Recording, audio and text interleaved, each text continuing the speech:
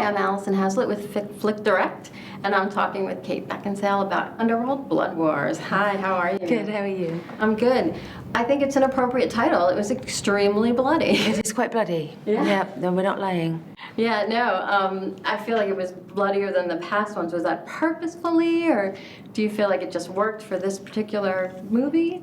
I mean, I myself am not in charge of the amount of blood per movie. Obviously, I encourage it, but it's not my decision. I think that the point is that obviously we've established in a lot of the movies so far that blood is rather a precious commodity depending on whose it is. So there is a fair bit of it flung about in this movie, yeah. Why is Selene such a great character, so appealing to people? I think the thing is, one, it's just fun to see a woman doing that stuff. I think that's been the case from the get-go. But also, I think she has a very kind of tortured inner life, and she's always coming from a place of love. She's always, you know, defending somebody she loves, protecting someone she loves, avenging someone she loves. It's never, she's not just kind of like there for the violence, you know. She's always kind of tortured in some way. So, you know, she's kind of this rather plagued heroine. And this time around, I feel like she was more emotionally vulnerable than she has been in the past. How was that for you?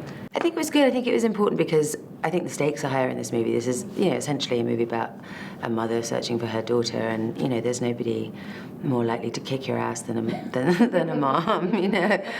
So it felt right that she was, you know, more obviously emotional in this one. Anna Foerster, a new director to this franchise. Tell me about working with her. It was great. I mean, it definitely feels appropriate, given that we're in our 5th incarnation, to have a female director finally. I think that was a really good choice. And I think she came as very much a fan of the movies, wanting to preserve, obviously, certain things that she held very dear about them, but also wanting to kind of shake it up a little tiny bit and, you know, expand the world a little bit. And I think she really achieved that. It was a real pleasure. Yeah, I think she did a terrific job with this. Me too. The fight sequences, this franchise is known for having great fight sequences, and this time around I really think they did a phenomenal job. Had intricate was that for you? How much training did you have to go through for that? I mean, I've never done as much training as I did on the first movie because I was such a novice and really had never thrown a punch or even really run around much. So it was never quite as intense as that. But the fights are obviously much larger scale and longer and more complicated, and so they, you know, there's definitely, you know, the training period at the beginning and then kind of furtive practicing in parking lots, you know, throughout the movie.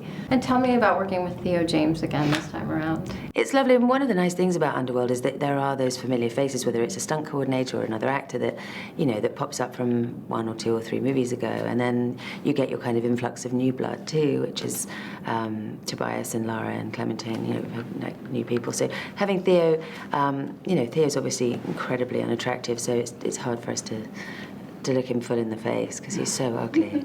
But it's nice because we've done a couple of these together. I always think it's unfair that he gets to wear relatively normal clothes compared to everybody else. I suddenly realised halfway through the movie, you're in pants and a sweater. How'd you get away with that? Charles dances in a skirt. I'm in this. Or how did you swing it? So he's obviously sleeping with someone quite important, I think.